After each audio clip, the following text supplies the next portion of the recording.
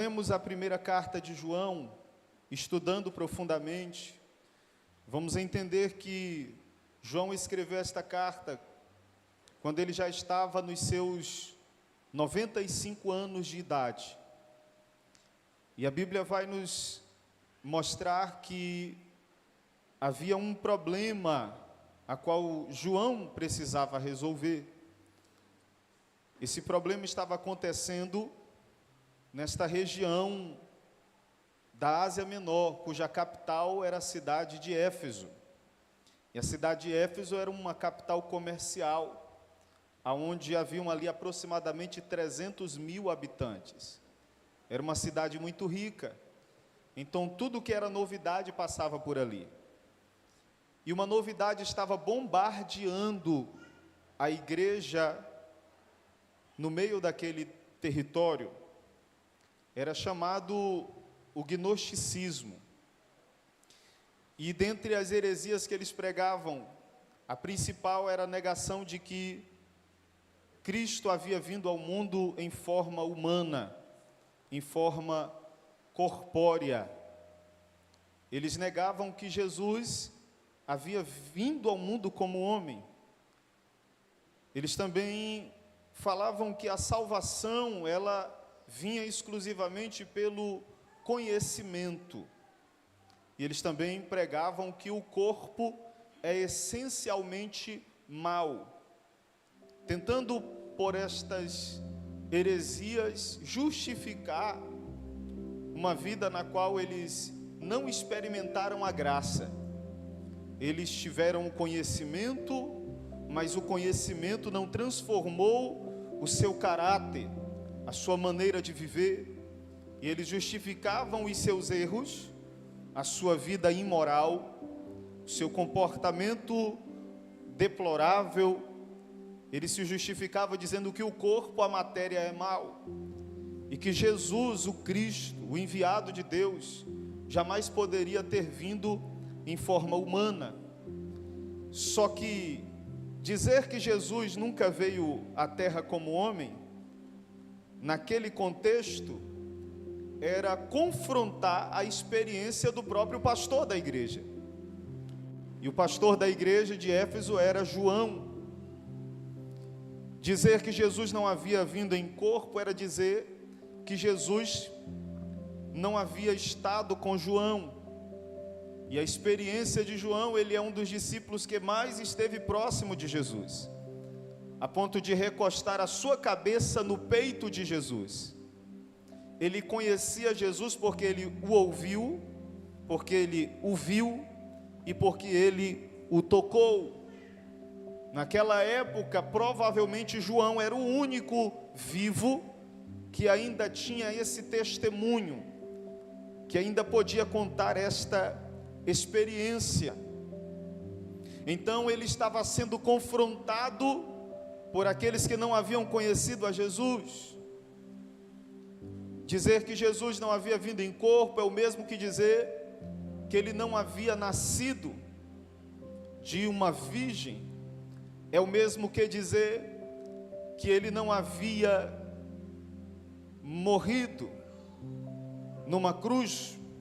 É o mesmo que dizer que ele não havia ressuscitado ao terceiro dia. E o apóstolo Paulo disse que se Jesus não houvesse ressuscitado, a nossa pregação seria vã. Se Jesus não tivesse morrido na cruz, nós estávamos completamente perdidos, pois foi o sacrifício de Jesus que abriu a porta do céu. E nós só podemos ter acesso a Deus através de Jesus. Então, João resolve dar uma resposta para as heresias que estavam se levantando no meio da igreja. E a primeira resposta que João dá é acerca do conhecimento.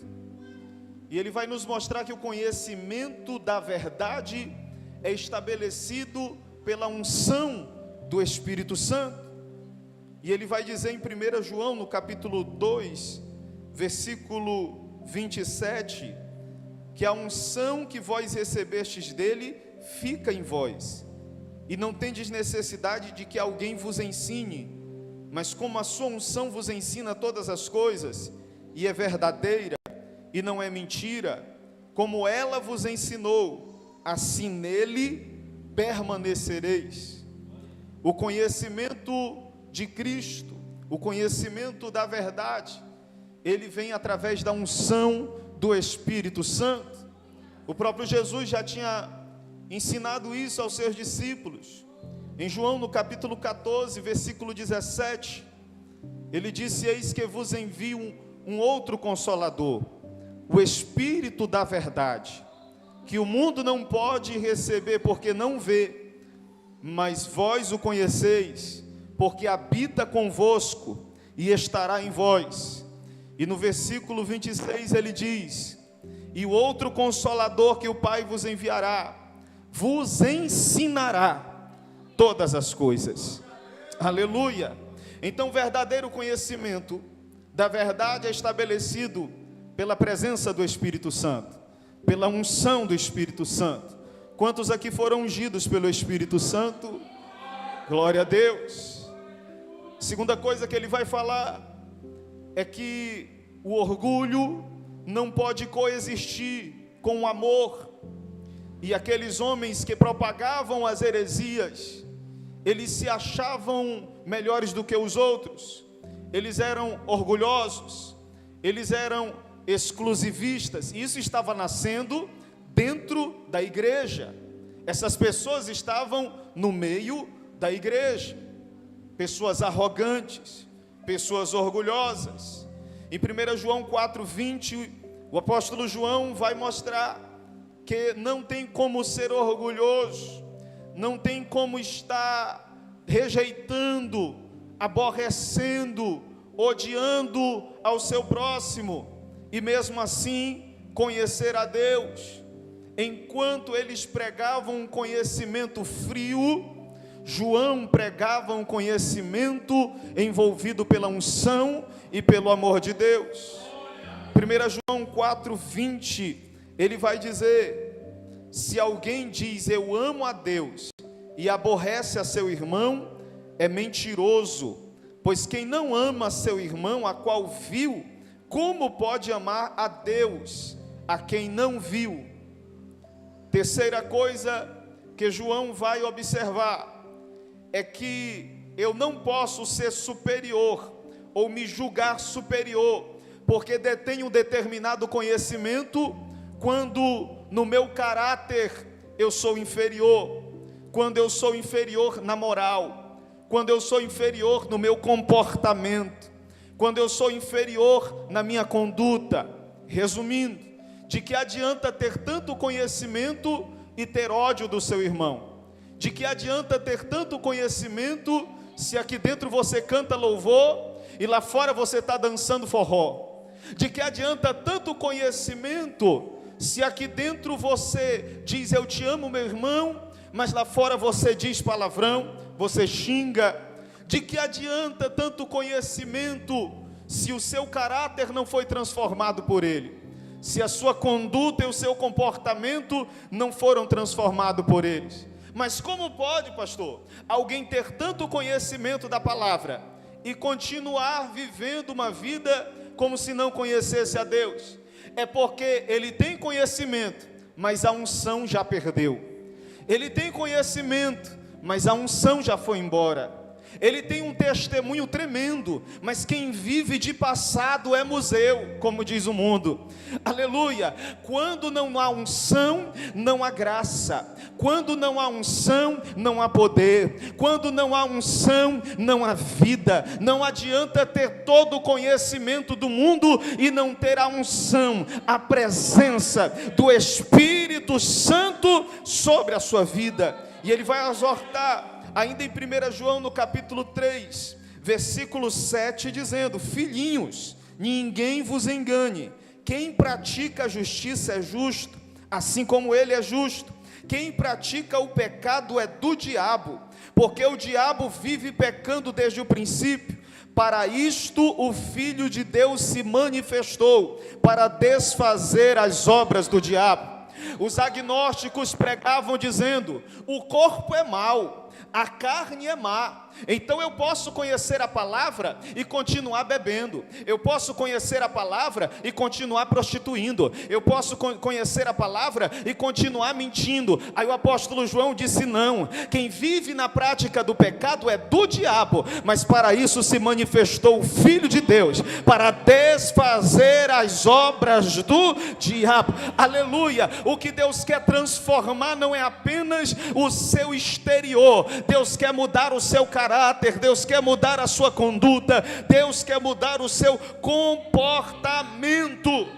E esta heresia estava crescendo no meio da igreja. E o interessante é que agora o apóstolo João vai ressaltar, vai dar ênfase a um grupo de pessoas dentro da igreja, e ele vai falar por 2 vezes: eu vos escrevi jovens, versículo 13, porque vencestes o maligno. Glória a Deus. O maligno muitas vezes, ele não vem corporalmente, ele não vem em forma espiritual, ele vem através de pessoas que não vigiam, que estão tentando justificar os seus erros, que dão brecha para que o pecado entre, aí o inimigo tem acesso àquela vida.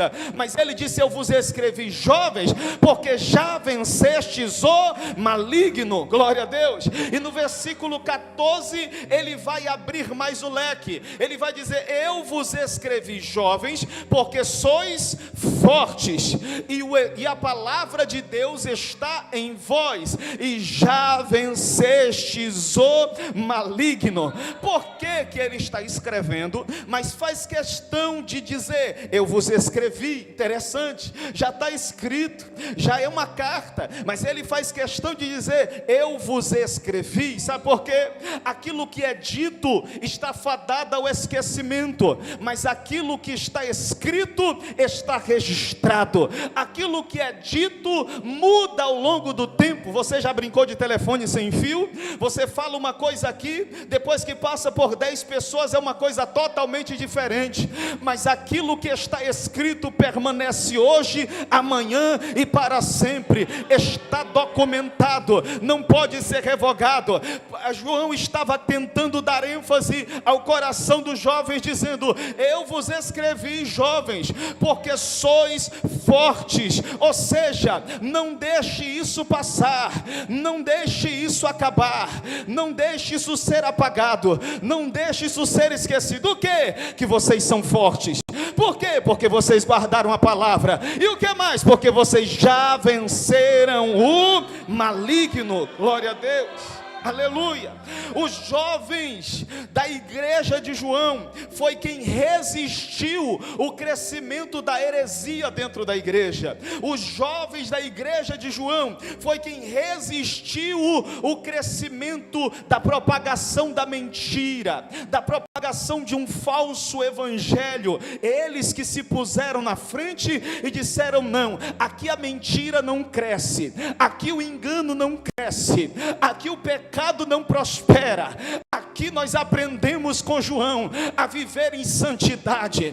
Aleluia. Aqui nós aprendemos com João, para viver na presença de Jesus tem que viver na verdade, tem que estar baseado debaixo da unção do Espírito Santo. Glória a Deus. E o texto, a primeira carta de João, também vai nos mostrar que a resistência dos jovens fortes colocou em fuga aqueles que propagavam a mentira. 1 João no capítulo 2, no versículo 19, ele vai dizer: saíram de nós, mas não eram de nós, porque se fossem de nós, ficariam conosco. Mas isto é para que se manifestasse que não são todos de nós. Saíram, deixaram, porque havia jovens fortes para resistir. A mentira não prospera aonde há jovens fortes. Tiago no capítulo 4 versículo 7 disse: sujeitai-vos pois a Deus, resisti ao diabo e ele fugirá de vós. Ele está dizendo: forte não é quem briga, forte não é quem discute, forte não é quem é ignorante, ignorante, forte é quem é resistente, forte é quem suporta. Oh glória, Deus não está querendo gente que brigue, Deus não está querendo gente que entre em confronto, Deus está querendo pessoas que suportem a pancada, que resista levante do inimigo, porque se a gente resistir, ele vai ter que fugir, se a gente resistir, ele vai ter que cair por terra. Oh glória, aleluia.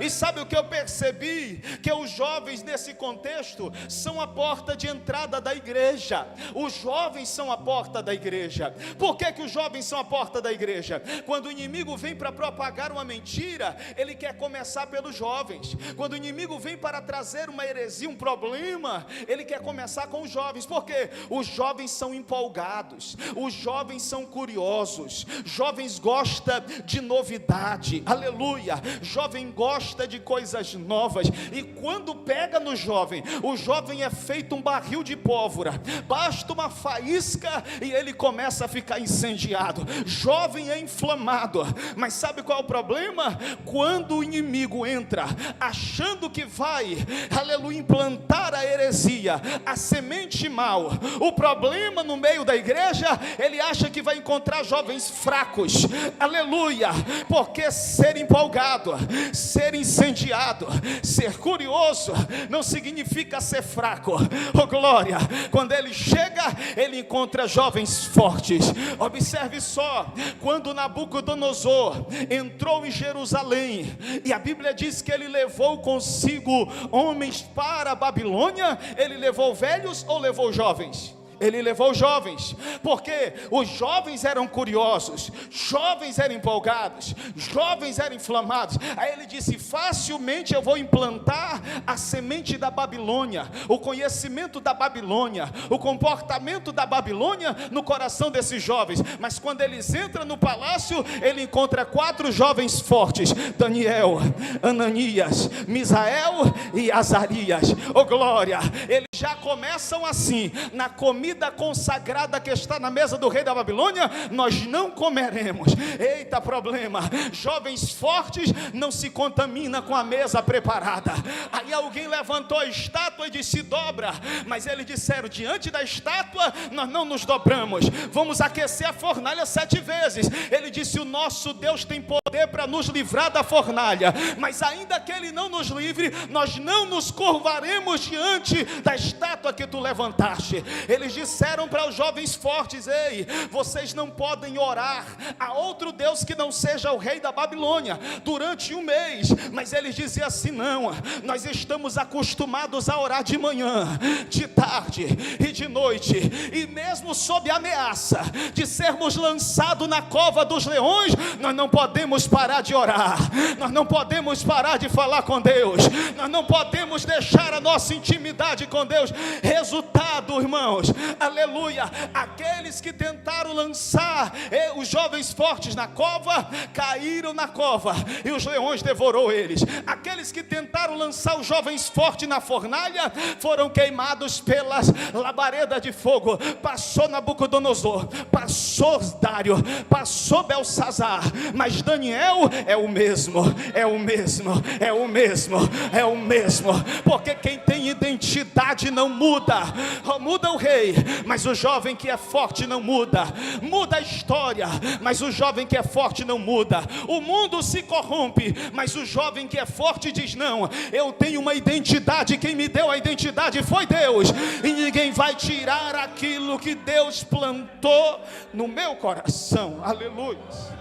Quando o apóstolo João diz: jovens, eu vos escrevi porque sois fortes, ao observarmos o contexto desta carta, vamos perceber que ele está falando sobre família, e família no original é traduzido pela mesma palavra que é casa. Família e casa na Bíblia tem o mesmo significado, e quando eu falo de casa, eu falo de estrutura. estrutura. Lembra da parábola que Jesus disse que aquele que ouve as palavras do Senhor, mas não observa, é como o homem que constrói a casa na areia. Quando vem a chuva, os ventos e a enchente, aquela casa cai, e grande é a sua ruína. Mas aquele que ouve as palavras do Senhor e as pratica, é semelhante ao homem que constrói a sua casa sobre a rocha. Vem a chuva, vem o vento, vem a enchente, mas ela permanece de pé. Quando eu falo de casa, eu falo de estrutura. E se o apóstolo João está exortando os jovens, é porque ele está mostrando que os jovens têm um papel importante na estrutura da família. Para começar, aquilo que é diferente dos nossos dias, filho naquela época era desejado. Eu vou repetir, filhos naquela época eram desejados. Quando você observa a palavra de Deus, você vai observar a história de Ana. A Bíblia diz que Ana era estéril, não porque ela tinha um problema hormonal, não porque ela tinha um problema físico, mas porque Deus havia fechado a madre de Ana. Deus havia impedido Ana de gerar filhos, e a Bíblia diz que ela chorava e não comia, e a ponto de que o seu marido chega para ela e diz: eu não sou para ti melhor do que 10 filhos. Aí parece que eu vejo ela nem respondendo nada, mas lá no fundo ela dizia: eu quero que Deus abra minha madre, eu quero é gerar filhos. Aleluia. Quando você lê a história de Raquel, esposa de Jacó, você vai observar que Raquel também era estéril, mas Jacó a amava. Raquel se aproxima de Jacó no desespero e diz para ele assim: olha, dá-me filhos, senão eu morro. Aleluia. Porque naquela época os filhos eram desejados. Quando crescia um filho, ele era importante na administração familiar. O filho era ensinado segundo a palavra de Deus. O filho era treinado para ocupar a posição do seu pai. Filhos eram importantes, jovens eram importantes na época da história bíblica.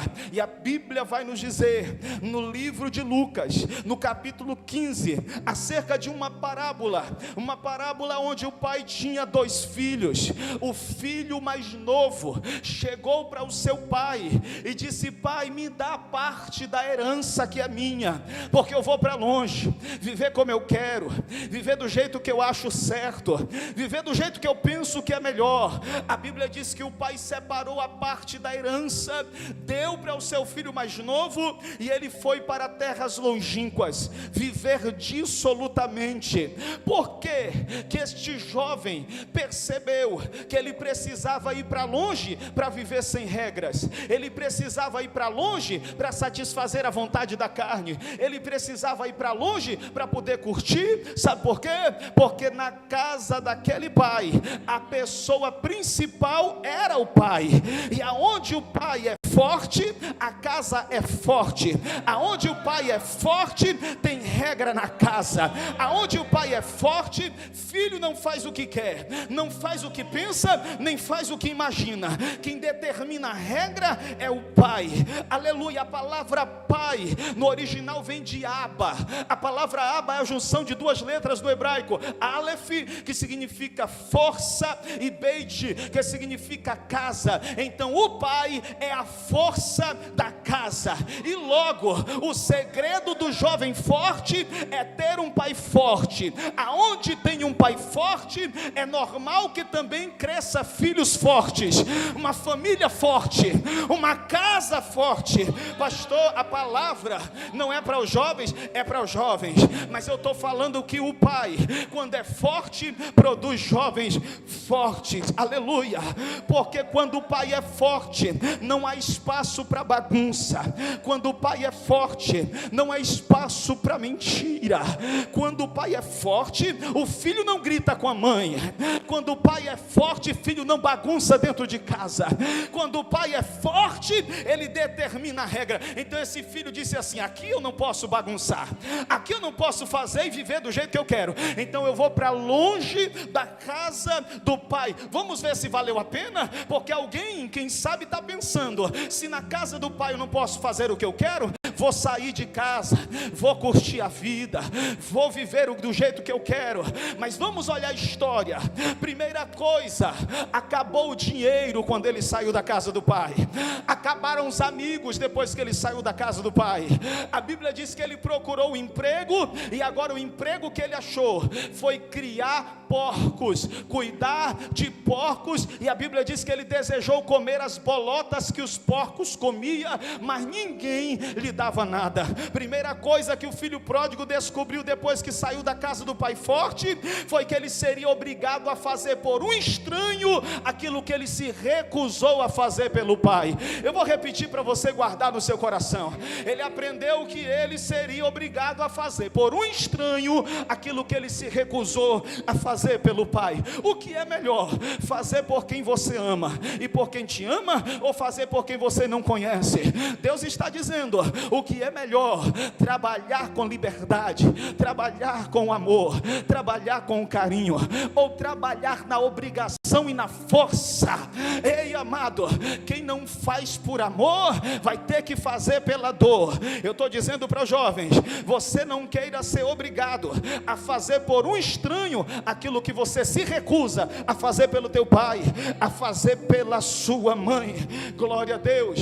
A segunda coisa que ele descobriu, quando ele percebeu que estava desejando comer as comidas do porcos, ele disse assim: ei, na casa do meu pai, até os trabalhadores, até os escravos têm pão na sua mesa, e eu aqui perecendo de fome. Eu já sei o que eu vou fazer. Eu levantar-me-ei, irei ter com meu pai e dir-lhe-ei: pai, pequei contra o céu e perante ti, já não sou digno de ser chamado teu filho, faz de mim como um dos seus servos. A segunda coisa que o filho pródigo aprendeu depois que ele saiu da casa do pai é que é melhor ser servo dentro da casa do pai do que ser livre fora da casa do pai. De que adiantou tanta liberdade? Perdeu tudo. De que adiantou tanta liberdade? Perdeu os amigos. De que adiantou tanta liberdade? Perdeu a proteção da casa. É melhor ser servo, mas ter a presença, do que ser livre e não ter a presença. Oh glória! Ele estava dizendo: não precisa mais nem me chamar de filho. Se o Senhor me chamar de servo, eu quero é estar dentro, eu quero é estar na presença. Só quem quer estar na presença, levanta a mão para glorificar a Ele. Oh glória a Jesus. Aleluias, aleluias. Quando o filho pródigo, Angel, decide voltar para casa, eu imagino, ele está indo para casa cabisbaixo, preocupado se o pai ia receber ou não, preocupado se o pai ia perdoar ou não, preocupado se o pai ia abraçar ou não. E ele está voltando cabisbaixo, humilhado, roupa rasgada, descalço, todo envergonhado. Mas de longe a Bíblia diz que o pai o viu primeiro. Sabe o que o pai fez? A Bíblia diz: quando o pai viu ele, ele saiu correndo, abraçou o filho pródigo, beijou ele. E o filho pródigo descobriu a terceira lição: que nem tudo que tem valor tem preço. Oh glória! Eu vou repetir: nem tudo que tem valor tem preço. O abraço do pai não tem preço, o conselho da mãe não tem preço, a amizade dos irmãos não tem preço, a proteção da casa não tem preço, o cheiro e o gosto da comida não tem preço. Oh glória, aleluia. Sabe o que atraiu aquele filho? Não foi nem o abraço, nem o beijo, nem o conselho, nem a amizade. Ele disse: na casa do meu pai tem pão, oh glória. O que atraiu ele foi o pão, porque pão, quando é feito pela manhã, quem foi padeiro aqui sabe, o cheiro sai pela janela, começa a chegar nas casas dos vizinhos, parece que é proposital. Alguém já acorda às 5 horas da manhã, sentindo o cheiro do pão, e está dizendo, tem pão quente. E só que cheiro traz memórias, cheiro traz lembranças, cheiro traz saudades. Eu imagino o filho perto daquela porcaria, daquelas coisas dos porcos, e dizendo, não, eu estou sentindo o cheiro do pão, eu estou sentindo, eu tenho saudade do pão, eu vou me levantar. Eu profetizo que na tua casa alguém vai voltar a sentir o cheiro do pão. Eu profetizo que na tua família alguém vai voltar a sentir o cheiro do pão. Levanta as duas mãos para o céu, porque o pão está quente, o cheiro vai sair pela janela, está chegando na sala, está chegando na cozinha, está chegando naquele quarto, aonde há um filho pródigo, o cheiro do pão, o cheiro do pão, o cheiro do pão, o cheiro do pão. Jesus disse, eu sou o pão vivo, o pão vivo. Oh glória! Eita! Oh glórias! Aleluias! Aleluias! Irmãos, imagine só, por que esse pai saiu de casa? Levanta aí, Adailton. Aliás, Jacques está ali na liderança do grupo, ele vai me ajudar. Abre aí para mim, Deuteronômio 21, do 18 ao 21. Abre aí para mim, presta atenção. Glória a Deus. Por que aquele pai sai correndo? Abraça e beija. Deuteronômio 21, do 18 ao 21. Vem cá, vem fazer essa leitura aqui. Glória a Jesus. Deuteronômio 21.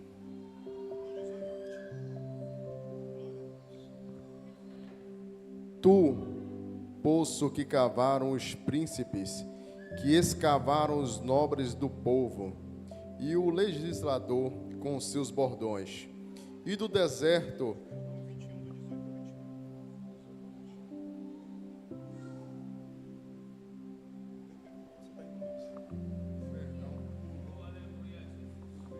glória, vai dando glória para Jesus.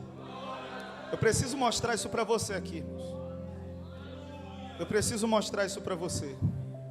Deuteronômio 21, do 18 ao 21. Glória a Jesus. Aleluia, vai dando glória para Jesus. Aleluias. Glória a Jesus. Glória a Deus. Ele vai achar, ele vai achar. Glória a Deus. Aleluia. Glória a Jesus.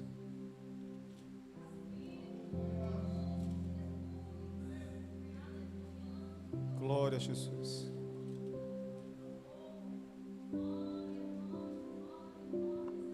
Aleluias.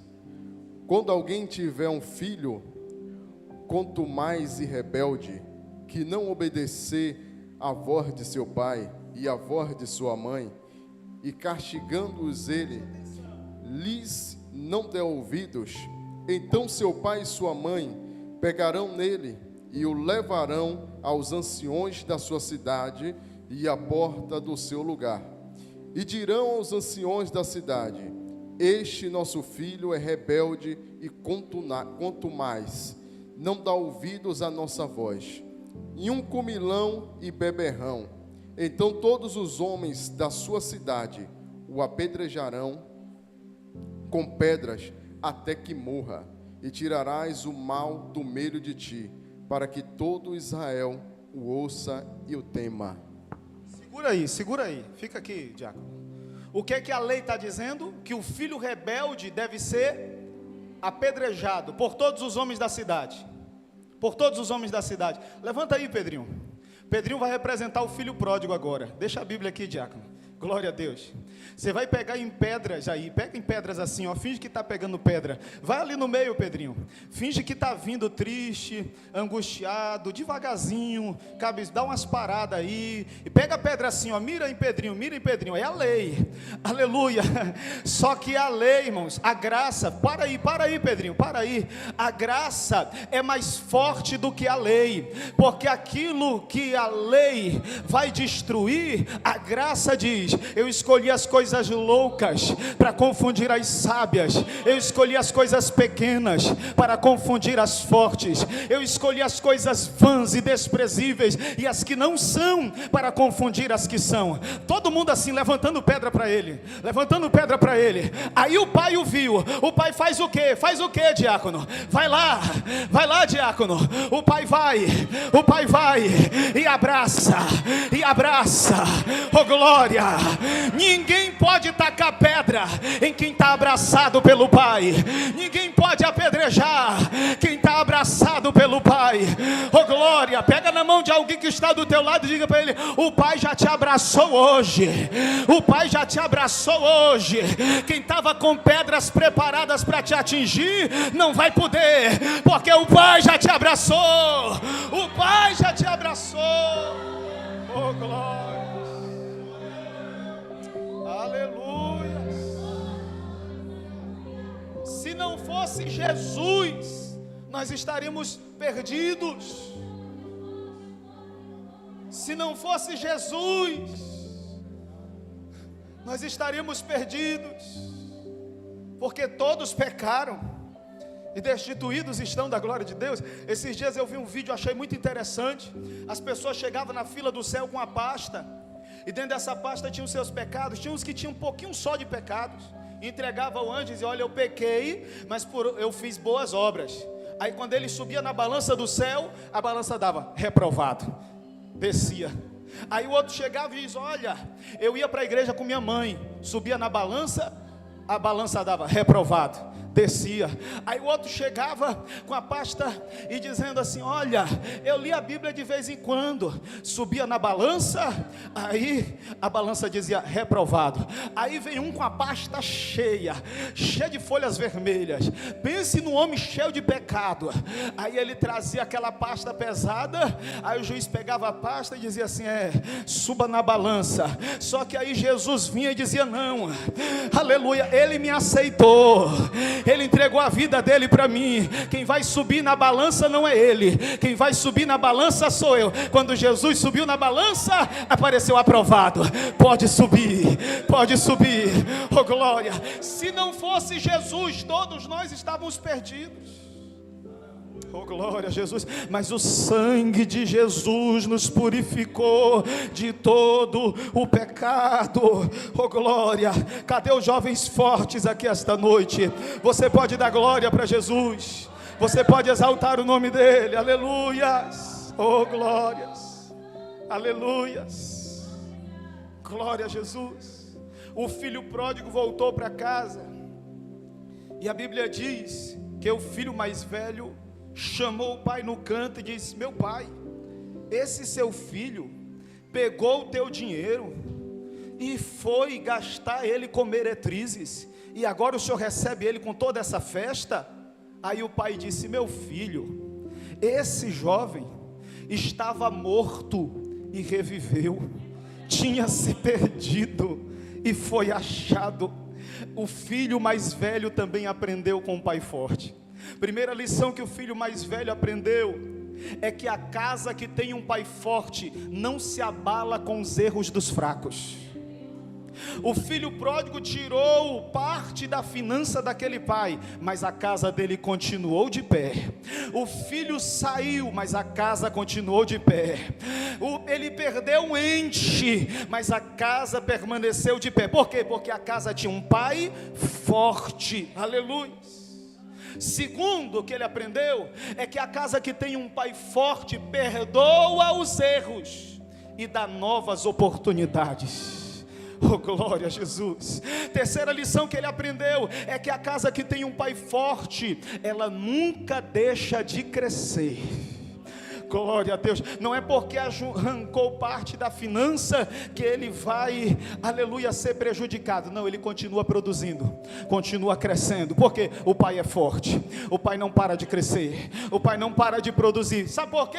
Porque ele está dizendo: o filho saiu, me causou um prejuízo, mas quando ele voltar, eu quero estar com a casa forte, preparada para receber ele. Oh glória, isso é um pai forte.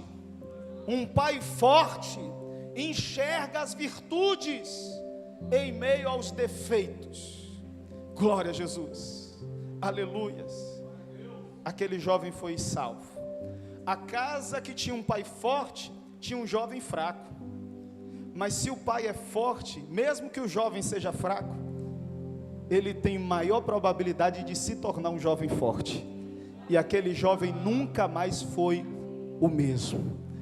Existem erros que servem para trazer lições, para que nós nunca mais venhamos ser o mesmo. Glória a Deus. Você percebeu que depois que você errou e se arrependeu, você se tornou mais forte? Você observou que depois que você caiu e se levantou, agora você é mais forte? Aleluias. É isso. Não pense que porque você errou sua vida acabou. Não pense que por causa de umas perdas, aleluia, sua vida não tem mais sentido. Não. Pegue os erros, pegue as quedas, pegue as perdas e extraia lições para a sua vida, para que quando você se levantar, você se levante mais forte para a glória de Deus. Já estou encerrando. João vai mostrar que o que identifica um jovem forte são duas coisas. Pegue isso aqui. Quem é jovem aqui, levanta a mão. Perdeu a oportunidade de levantar a mão. Quem é jovem aqui de 0 a 100 anos, levanta a mão. Eita glória. Aprenda isso aqui. O que identifica um jovem forte?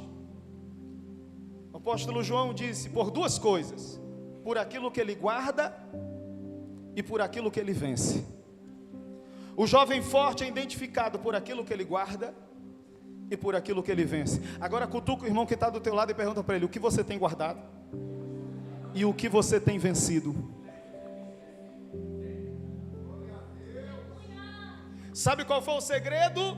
O jovem forte guardou a palavra de Deus e venceu o maligno. Só que tem um segredo: uma coisa não está separada da outra. Não. Só quem guarda a palavra vence o maligno. Vou repetir: só quem guarda a palavra vence o maligno. Glória a Jesus. Guardou a palavra, venceu o maligno. Glória a Jesus. Só quem guarda a palavra de Deus pode vencer o maligno. O maligno, ele vem fantasiado de ovelha, mas por dentro é lobo devorador. O inimigo, ele vem fantasiado de bandejas, de pratos lindos, de vestidos lindos, de roupas lindas.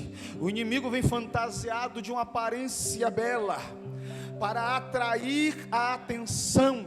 Aleluia. Mas quem guarda a palavra, sabe quem é o inimigo. Glória a Deus. Identifica o inimigo, e ele vai dizer: nessa aí eu não caio, dessa aí, aleluia, eu não me dobro. Oh glória, aleluia. A Bíblia vai dizer em Lucas no capítulo 4, escute, que Jesus jejuou 40 dias e ele não comeu, e durante esses 40 dias ele foi tentado pelo inimigo. E a Bíblia diz que o Espírito de Deus, o Espírito Santo, conduziu Jesus ao deserto para ser tentado. E lá no meio do deserto, a Bíblia diz que veio o inimigo e ofereceu para ele, dizendo: se tu és o Filho de Deus. Está questionando a sua identidade. O inimigo sempre vai questionar a sua identidade. Tu não é crente? Tu não é servo de Deus? Tu é o crentinho? Tu é o bonzinho? Ele sempre vai chegar questionando a sua identidade. Se tu és o Filho de Deus, agora eu quero ver. Pega essas pedras aí e transforme elas em pães. Só que Jesus havia guardado a palavra de Deus, e quem guarda a palavra vence o maligno. Então Jesus pegou Deuteronômios capítulo 8, versículo 3 e vai dizer: nem só de pão viverá o homem, mas de toda a palavra que sai da boca de Deus. Aleluia. Aí o inimigo pega Jesus e leva ao alto do monte e mostra para ele toda a glória, todo o poder, aleluia, aqueles reinos. E ele diz: olha, tudo isto eu te darei, se prostrado tu me adorares, porque é meu, a mim foi me dado. Jesus olhou para ele e disse: está escrito, Deuteronômio capítulo 6, versículo 3, somente ao Senhor teu Deus adorarás, e só a Ele prestarás culto. Oh glória, aleluia. Aí ele pega Jesus e leva para o lugar mais alto do templo, e pense no lugar alto, o templo de Salomão, o pináculo do templo. Aí Satanás olhou para ele e disse: Jesus, lança-te daqui abaixo, porque eu conheço salmos, que geralmente quem quer dar um drible, ele cita logo salmos. Eu conheço salmos, Salmo 91, Salmo 23, eu conheço a Bíblia, nem pregue para mim, nem me evangelize, eu conheço a Bíblia. Tem aquele pastor bonitão ali, que fica mandando os vídeos de manhã cedo, todo dia eu assisto, eu conheço a Bíblia, não vem pregar para mim não, ninguém sabe o nome desse pastor bonitão. Todo dia de manhã ele manda um texto, uma oração, coisa linda, coisa maravilhosa. Eu conheço a Bíblia, não pregue para mim não me evangelize não.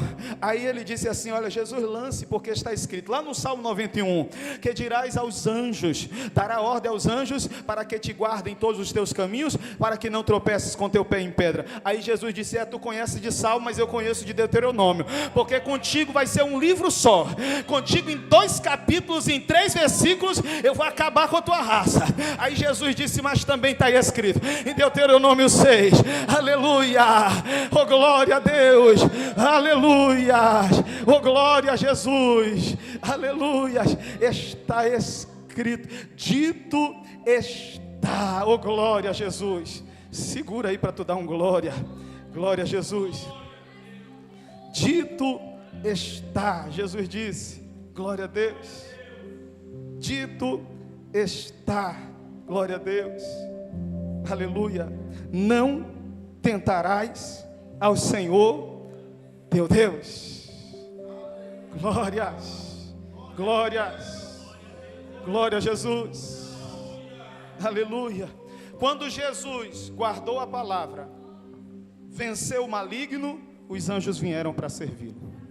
E lá no livro de Apocalipse, no capítulo 3, está escrito: porque guardaste a palavra da minha sabedoria, também eu te guardarei. Quem guarda a palavra é guardado por Deus. O inimigo trouxe sobre Jesus 3 tipos de tentações, que o apóstolo João também vai mostrar na sua primeira carta. A concupiscência da carne, transforme pedras em pães, ou seja, satisfaz o desejo da tua carne. Glória a Deus. Satisfaz o desejo da tua carne. Irmãos, alguém, quem sabe, pode dizer assim: eu sou jovem, eu quero curtir, eu sou jovem, eu tenho que aproveitar. É porque não conheceu a Jesus. Paulo disse, porque ele conheceu a Jesus, ele considerou todos os prazeres carnais como perda. Porque quem conhece a Jesus de verdade, todos os prazeres carnais e todos os bens materiais, para ele não tem mais valor nenhum. O único valor que tem é estar na presença de Jesus. Se isso me tira da presença, eu não quero. Se isso me tira da presença, eu não quero. Se aquilo me tira da presença, eu não quero. Porque mais importante do que os meus prazeres, do que os meus desejos, é ter a presença de Deus. Glória a Deus. Aleluias. A concupiscência da carne, o inimigo vem para trazer. Concupiscência fala de desejo carnal. O inimigo te oferece várias oportunidades para você cair. A segunda tentação é representada pela concupiscência dos olhos. Aquilo que você vê, aquilo que você deseja, olhos altivos. E muitas vezes as pessoas têm sido atraídas por um engano, por um engodo. Tem visto nas telas do Instagram pessoas que mostram só a parte bonita da vida, mostram a felicidade que na verdade não existe, mostram a alegria que na verdade não existe, mostram que para ter felicidade tem que ter dinheiro, para ter felicidade tem que ter o melhor carro, tem que ter a melhor casa, tem que ter a melhor roupa. E aí a pessoa fica olhando as telas do Instagram e dizendo: eu não tenho essa casa, eu nunca vou ser feliz. Eu não tenho condição de comprar esse carro, nunca vou ser feliz. Concupiscência dos olhos. Só que quando o inimigo levou Jesus para o Instagram, Jesus viu o Instagram, a glória do mundo, o poder do mundo, as riquezas do mundo.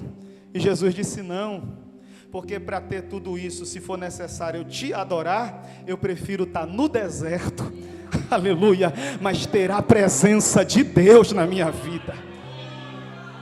Tem os crentes doidos dentro da igreja, que às vezes, aleluia, ele está comendo feijão com farinha todo dia, e olha quando tem feijão, mas quando chega na igreja, o maior glória é o dele, aleluia. Quando chega na presença de Deus, ele adora, ele glorifica, porque as concupiscências dos olhos já não mais lhe atraem. Um dia desses eu vi um vídeo, achei interessante. Alguém tirou a foto de uma maçã muito linda sobre uma mesa de mármore, algo muito chique. E aí depois virou a maçã e do outro lado ela estava estragada.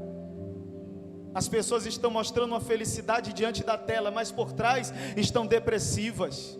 Mostrando uma felicidade dentro de um carro top, maravilhoso, mas estão vivendo guerras familiares, estão querendo tirar sua própria vida. Mas aquele que é cheio do Espírito Santo de Deus, ele diz assim: eu já estou crucificado com Cristo, agora vivo não mais eu, mas Cristo vive em mim, e a vida que vivo na carne, vivo-a pela fé no Filho de Deus, que me amou e se entregou por mim. Glória a Deus. A terceira tentação de Jesus é representada pelo que João chamou de a soberba da vida. Ele levou Jesus para o pináculo do templo e disse assim: olha, tu não é o Filho de Deus? Se você se lançar aqui e os anjos vier para te socorrer, todos vão ver que tu de fato é o Filho de Deus. E se eles verem que de fato é o Filho de Deus, eles vão se converter a ti, eles vão te adorar. Ou seja, não vai precisar passar pela via dolorosa, não vai precisar ter coroa de espinhos, não vai precisar ser açoitado, não vai precisar subir numa cruz, não vai precisar morrer por eles, porque eles já vão ver que tu és o Filho de Deus. Só que Jesus disse: não, aleluia, aquilo que o inimigo oferece sempre vem maquiado de facilidade. A Bíblia diz que há caminhos para o homem que parece bom, mas o final é final de morte. Quando algo vier com muita facilidade, desconfie, não abra mão do processo. É o processo que te prepara para você chegar no propósito, para você chegar no objetivo que Deus estabeleceu. Glória a Deus. Muitos jovens nos dias de hoje estão enriquecendo fácil, e os que não estão procurando ser. Aleluia. Hoje nunca se ouviu falar tanto de evasão escolar. Você pergunta para um jovem: e aí, qual é a faculdade que você quer fazer? Ele: não quero fazer faculdade. Por quê? Porque hoje está sendo apresentado pelo diabo oportunidade de enriquecimento fácil. É só você se lançar, é só você se arriscar. Pega aí o cartão da mãe, pega aí o dinheiro do pai, vai lá no tigrinho, bota lá que você vai ganhar. Aí vai e ganha de um lado, e por outro lado o diabo vai arrancando, vai tirando, vai viciando. Daqui a pouco vai acabando o limite do cartão, vai acabando o dinheiro.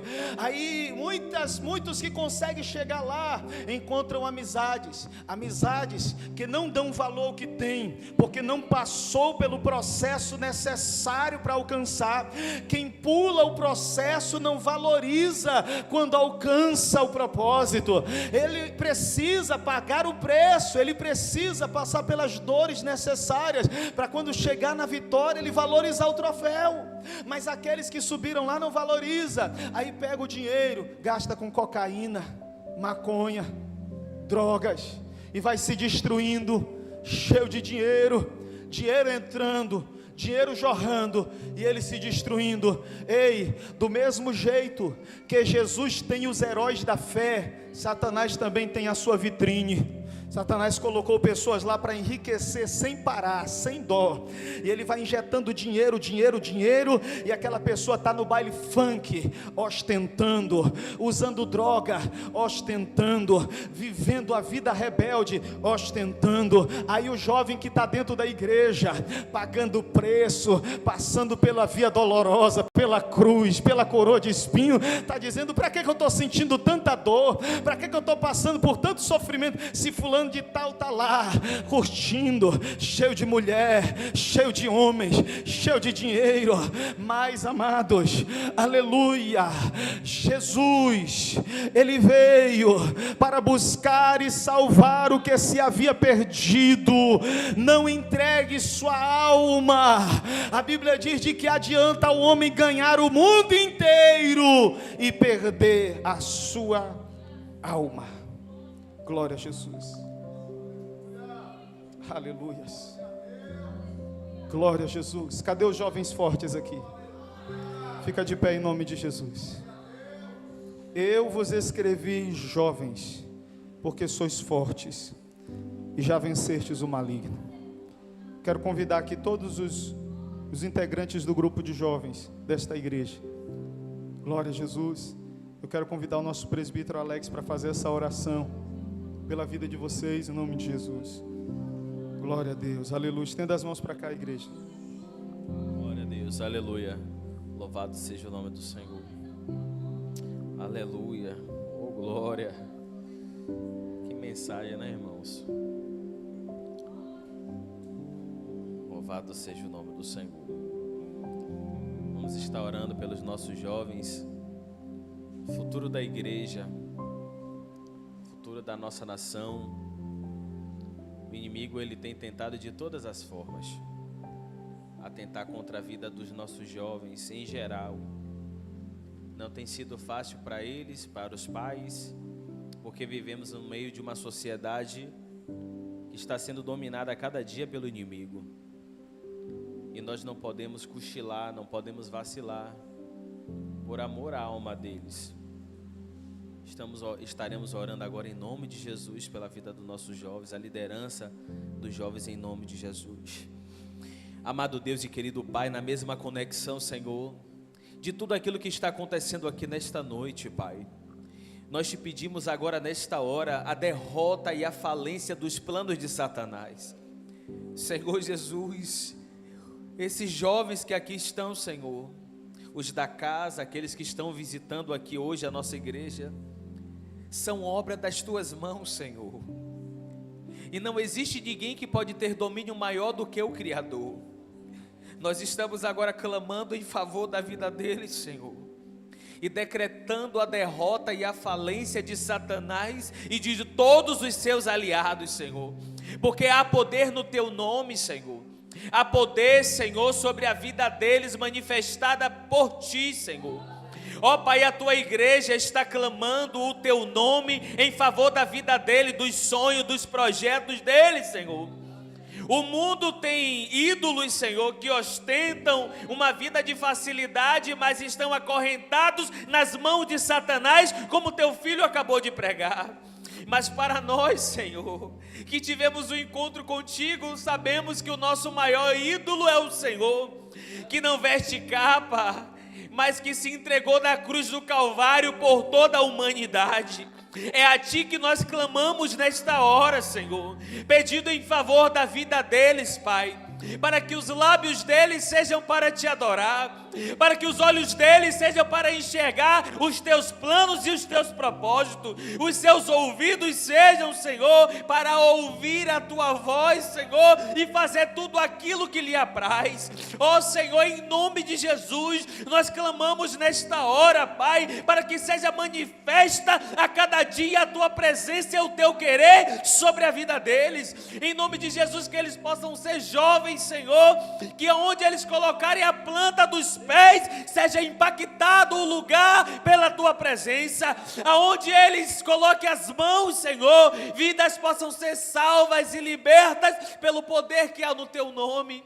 Continua usando teus filhos, Senhor, de forma poderosa, conforme a tua vontade e o teu querer, que eles tenham sede de ti a cada manhã, que eles sintam a vontade de te adorar, Senhor, e de te servir, entendendo que o melhor caminho é estar na casa do Pai, porque fora da casa do Pai só tem tristeza, angústia, depressão, ó Senhor, e desesperança. Mas na casa do Pai a providência, na casa do Pai a proteção, na casa do Pai a cuidado, na casa do Pai não há falta de nada, porque o Pai está sempre presente na vida daquele que o serve. Em nome de Jesus, Pai, que eles continuem sendo impactados pela tua presença. Espírito Santo, continua guiando eles conforme a tua vontade. Abençoa a liderança, Senhor, dos jovens, o teu diácono, Senhor Jackson, e cada componente deste grupo, Senhor. Em nome de Jesus, continua derramando uma unção poderosa sobre a vida deles, Senhor. Uma unção transformadora, uma unção poderosa, onde vai resgatar vidas e libertar vidas que estão cativas nas mãos do inimigo. Muito obrigado, meu Senhor, pela vida de cada um deles, pela dedicação, pelo esforço, e continua cuidando, Senhor, da vida de cada um deles, em nome de Jesus. Em nome de Jesus, aplauda Jesus porque Ele merece. Aleluia. Oh, glória, aleluia, aleluia. Ainda de pé, irmãos, vamos estar encerrando. Queremos agradecer pela vida dos visitantes que estiveram conosco nesta noite. Ali Taila, sua mãe, que Deus abençoe. Muito obrigado pela presença. Os demais irmãos que nos visitaram.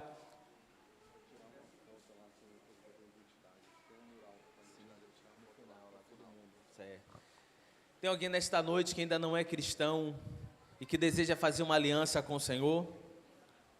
Tem alguém que ainda não conhece a Jesus? Se não, a oportunidade está aberta. Se tiver o desejo nesta noite no coração de se entregar a Jesus, não perca a oportunidade, venha aqui à frente.